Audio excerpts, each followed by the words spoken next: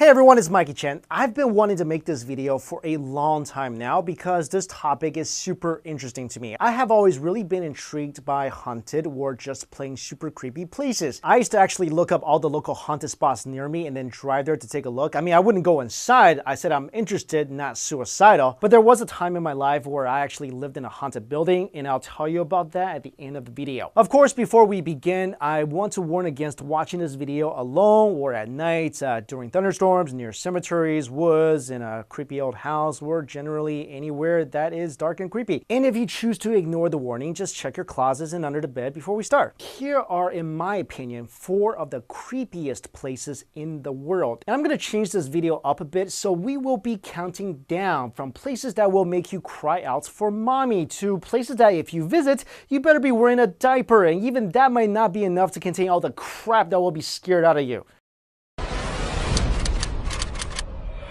Number 4, Centralia, Pennsylvania. I mentioned this before, but I hate horror movies. I can admit it, they scare me, and I don't like it.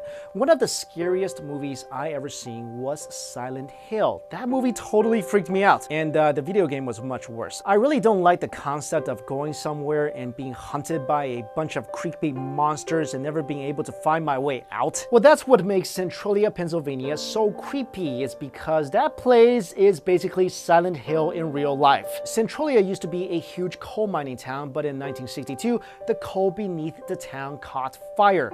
Through the 1980s and 1990s, nearly all the homes, businesses, and buildings were torn down because the town is basically above a fire pit. While no lives had been lost that can be directly attributed to the mine fire, many say there are supernatural forces at work. There has been many stories of people seeing apparitions disappearing into the smoke or hearing voices telling them to leave town. Others go as far as to say Centralia is the gateway to hell. Although this place is not an official tourist site, you can actually go and explore the town. So if you really want to go visit a place that's basically right above a burning inferno with smoke and ashes flying around, then go ahead. Hope you don't run into Pyramid Head. Number 3, the LaLaurie House. I was in New Orleans a couple years ago, and I have to admit that town is creepy. With all the above ground graves, voodoo shops, and all the haunted houses. You know, I think New Orleans is the only place in the world where a ghost can actually make a house more expensive. So I heard about the story of the LaLaurie House while on a ghost tour, and this thing gave me nightmares. Apparently, in 1832, Dr. Louis LaLaurie and his wife Delphine moved into their mansion in the French Quarter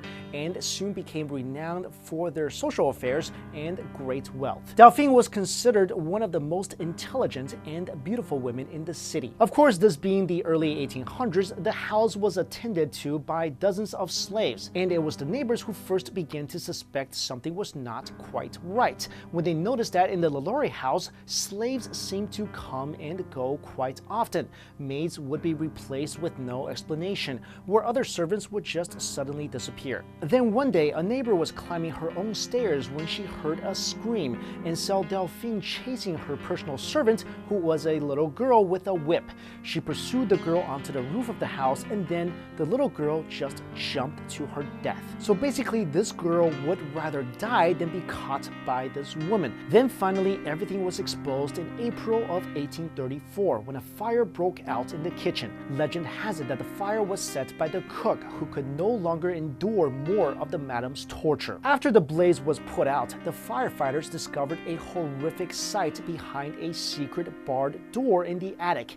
They found more than a dozen slaves there, chained to the wall in horrible states. There were both male and female slaves. Some were strapped to operating tables. Some were confined in cages made for dogs. Human body parts were scattered everywhere, with heads and human organs placed in buckets. According to the local paper, all of the victims were naked. Some of the women had their stomachs sliced open and their insides wrapped around their waists. Some of the men had their fingernails ripped off and their eyes poked out. When this came to light, the town folks gathered outside the house ready to hang the whole LaLaurie family, but suddenly a carriage sped out of the gates and basically got away. And the LaLaurie family was never seen again. They most likely went back to Europe to take shelter in their cousin Dracula's castle. Right after the family escaped, many people claimed to hear screams of agony coming from the empty house at night and saw apparitions of slaves walking around. Some stories even claimed that drifters who had gone into the house seeking shelter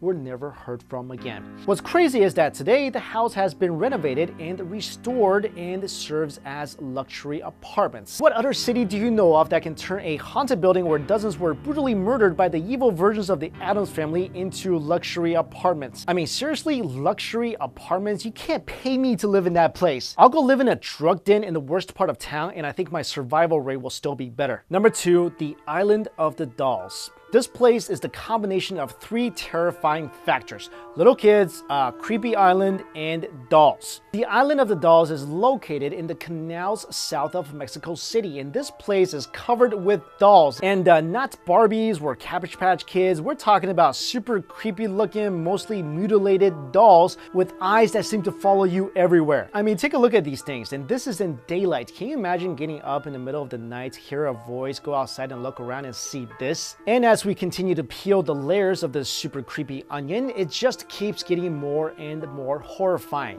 The reason why all these mutilated descendants of Chucky are here is because around 50 years ago, Don Julian Santana, who was the only person living on this island, found the body of a drowned child in the canal. He was haunted by her death, so when he saw a doll floating by in the canal soon after, he hunted in a tree to please the girl. He hoped to appease her tortured soul and protect the island from further evil. Okay, so let me get this straight. There's this creepy island where the only resident is this random guy, and one day random guy finds dead girl, and if that was me, I'm already on the next boat out of there. But this guy decides the best thing to do after all that is to take a creepy little doll he finds floating in the waters and to hang it on a tree, because somehow that will make the little girl's ghost happy and ward off evil. Tell me, how does a creepy doll hanging on a tree ward off evil? It's more like an all evil welcome sign. But it gets worse. So okay, he hung a doll up on a tree, but that wasn't enough for this guy.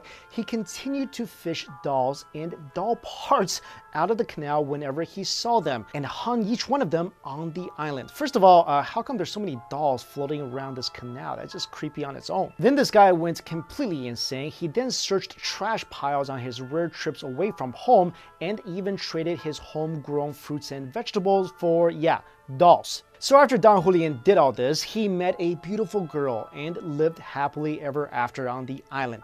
And one day he saw out of his window that the little girl's spirit was happy and could finally rest in peace. Yeah, except that could never happen because what he did was super creepy, and little girl ghosts are only happy when you die and go play with them forever like those creepy twins from The Shining. So in true horror movie fashion, in 2001, Don Julian supposedly committed suicide and, get this, drowned in the canal just like the little girl. Many people said, and I agree, that the dolls were responsible and that they were inhabited by tortured spirits and killed the man. But no, unfortunately, the creep factor is not over. Since Don Julian's death, his family members now run the island as a tourist attraction.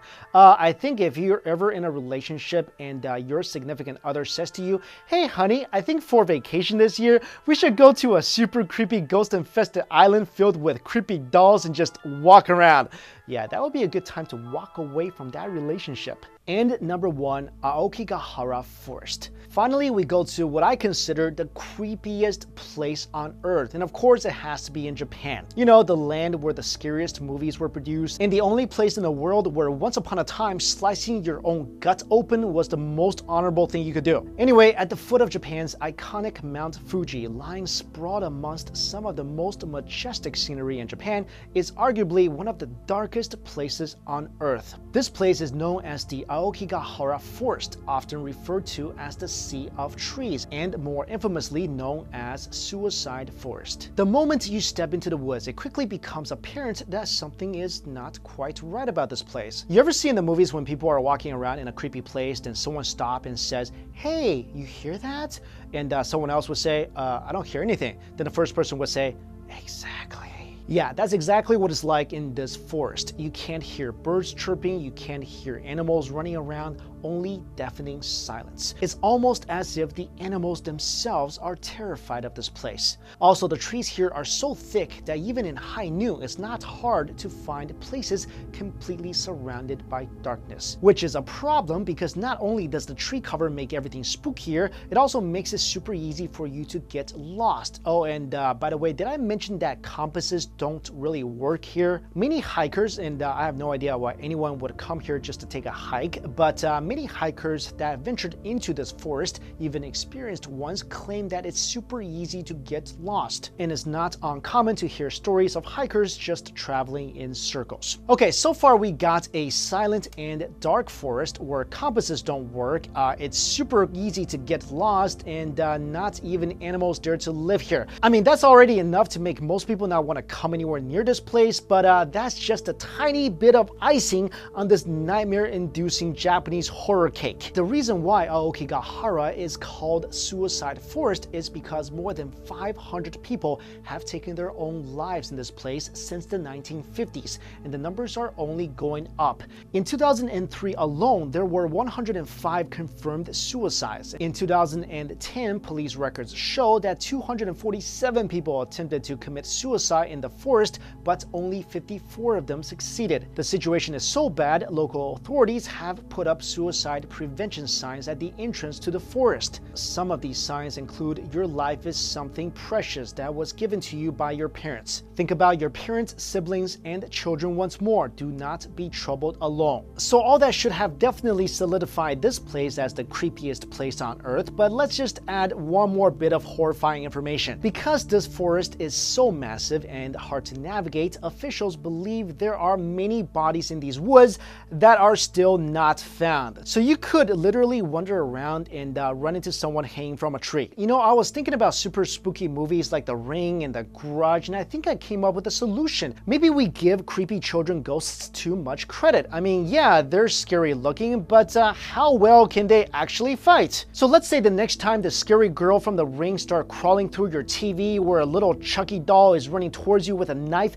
instead of freaking out and trying to run away, go right up to them and just give them a nice kick. I honestly think we have to start fighting back, people. I bet if we all fought back, there will be a whole lot less hauntings in the world. Anyway, as I mentioned in the beginning of the video, I did stay for a long period of time in a place that was haunted. The college that I went to, Truman State University in Missouri, had 3 dormitories that were haunted, and I lived in 2 of them. One of these dorms was so haunted, an exorcism had to be done in one of the dorm rooms. And I remember this one time, it was 2 a.m. and I was on rounds because I was a RA. So I was walking down the hall and I heard footsteps above me, which is pretty much impossible because each floor had carpeting. But I was able to hear the footsteps clearly, and they were heavy footsteps. But the creepy thing was the footsteps matched mine perfectly. And okay, before you say anything, this was no echo from my own footstep. I'm not going crazy. I heard footsteps above me that matched every step I took. So each time I took a step, I heard someone above me take a step. Then I got a little freaked out because it's 2 o'clock in the morning. Then I started walking faster, and then the footsteps started following me faster. And then I just started running down the hall, and the footsteps above me did the same. So then I just ran into the dorm lobby and just stayed there. Because at that point, if you went into your room alone, you're gonna die. Like I said, every floor was carpeted. The footsteps above me was super loud, like